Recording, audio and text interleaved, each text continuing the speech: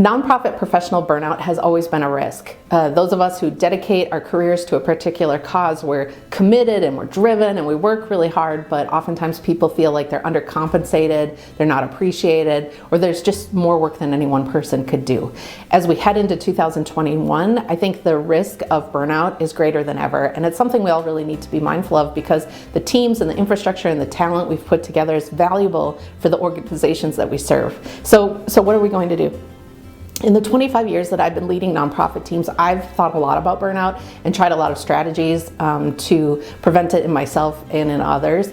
And today I'd like to share one of those strategies, which is making your work more visible, or on what we call on my team signaling, which may at first sound like a little extra work for you, but I promise people who've implemented the strategy in the way that I outline it have found that it really does help. So if you're interested in creating healthier work environments for all of us so that we can sustain our nonprofit careers and also creating a more sustainable model for how we work with each other, stay tuned so that we can talk a little bit more about how making your work more visible can help prevent burnout.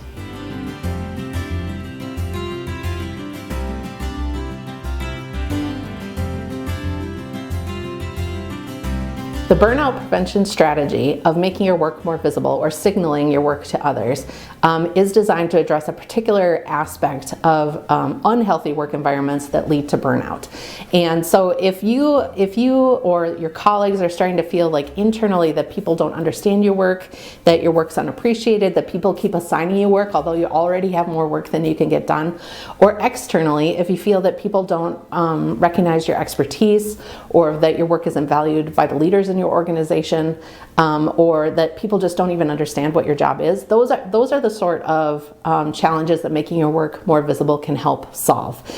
Christina Maslock, who's a researcher from the University of California, Berkeley, she's retired now, but she dedicated her career to studying why people burn out professionally. And she looked at healthcare environments and corporate environments and some advocacy organizations to try and understand why people burn out.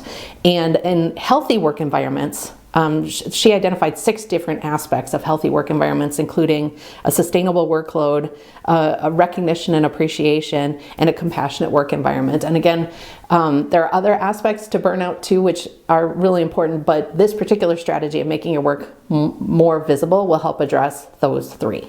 When you first begin to implement a strategy of making your work more visible or signaling your work to others, there are 4 elements to this strategy that you're going to need to think about. The first is your audience. The second is the rhythm of your communications. The third is the channel you're going to use to communicate. And finally, the substance of your communications. So when you begin to think about your audience, make a list of all of your key stakeholders. And those would be mostly people inside your organization, like your boss, the CEO, the board of directors, the people who benefit from your work, your colleagues from other departments, and your colleagues inside your own department. Those are all your key stakeholders, and they probably all have slightly different communication needs, but literally write down on a piece of paper who your key stakeholders are for your work inside the organization or your department's work inside the organization. Second, when you think about the rhythm of your communications, identify for each of those key audiences how often you're currently communicating with them. And since you're starting to feel a little bit of burnout pressure, of people feeling underappreciated and misunderstood, step up your current level of communications 1 notch. So if you currently submit monthly reports, start submitting weekly reports. If you currently report quarterly, then start reporting monthly. Just step it up 1 level as a beginning stage of implementing this strategy. Next, you're going to want to think about the channel. So for each of those audiences, you probably communicate in a particular sort of way. Lots of times in nonprofit organizations, especially in this environment, we're using email as a way to communicate with people and Zoom calls. But think about mixing that up a little bit. So there are lots of different channels available to you. You have email, Zoom calls. You can meet with people in person. My boss currently goes for a walk with one of my colleagues every week. You can text people. You can use social media channels to share parts of your work, and your colleagues in those audiences will likely see some of that depending on what social media channel you work. You can use handwritten notes. You can leave post-it notes for people. You can do I think you get the idea. There are lots of different communication strategies, and whatever you're currently using, bump it up a notch. Not only in frequency, that's the rhythm, but also for the channel you're using, start using more than one channel. Don't always depend on email or monthly reports to get your signaling done. Next, you need to think about the substance of your signaling. When you're making your work more visible, what's the content that you're going to be sharing? And I've got 5 aspects that I think about related to substance. The first, I always encourage people to share their goal, which also means that you have to be doing some very specific goal setting, and there needs to be some shared buy-in about goal settings. But when you communicate with your key stakeholders what your goal is, what you're trying to accomplish, that will start to sink in with people who may not otherwise have been aware of exactly what you were trying to accomplish.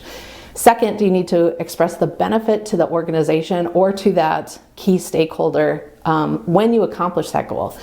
Third, you need to be signaling the progress you're making toward that goal, and even if the progress is a struggle, if you're seeing any challenges, you want to at least share how you're doing and progressing toward that goal.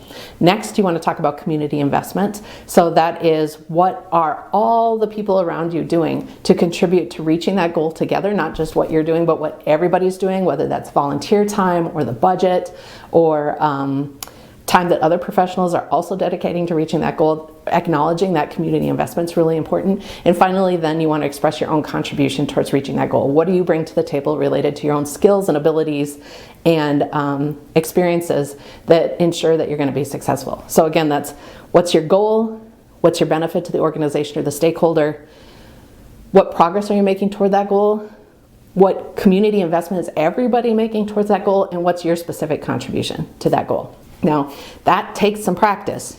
I would suggest that as you work through trying to build out that substance, that you write it down and you practice saying it out loud, sort of like an elevator pitch, and then you use it as sort of a checklist every time that you're signaling or that you're trying to make your work more visible to other people. Make sure that you're trying to hit on each of those aspects, and it can go a long way. I'm also going to create a video with all of my ideas about creative ways that people can signal their work to others in nonprofit organizations. So once I have that done, I'll put a little link to it here so that you can check that out. Okay, oh, you know what? One last thing. One of my favorite organizational consultants, Ed Muzio, years ago made a video that I think makes this work really easy, especially if you're just getting started and making your work visible in a particular organization. It's a video called Saying No Without Saying No. So I'm also going to include a link to that, because I think the way he describes how you can share your work with other people in casual conversation or even more intentionally can be really helpful. So that is how we think about making your work more visible. Now, when you make your work more visible to others, people start to really understand what you're trying to accomplish. They understand that your plate is full, and they appreciate the work you're getting done because they have a really good sense of how it benefits the organization and how it benefits them as a key stakeholder. And if you get into the habit of doing this consistently, I know it will feel like it takes time, but it does end up making things feel better. So as we're heading into an environment where the risk for burnout is really high, I hope that you'll at least try this strategy in your own organization and let me know how it goes. Because if you learn something in there that works even better, I would love to know it. In the meantime, take care of yourself and take care of your mission, because the work we do is really important. And even though you don't always feel as appreciated as you should be, I appreciate you. So keep going.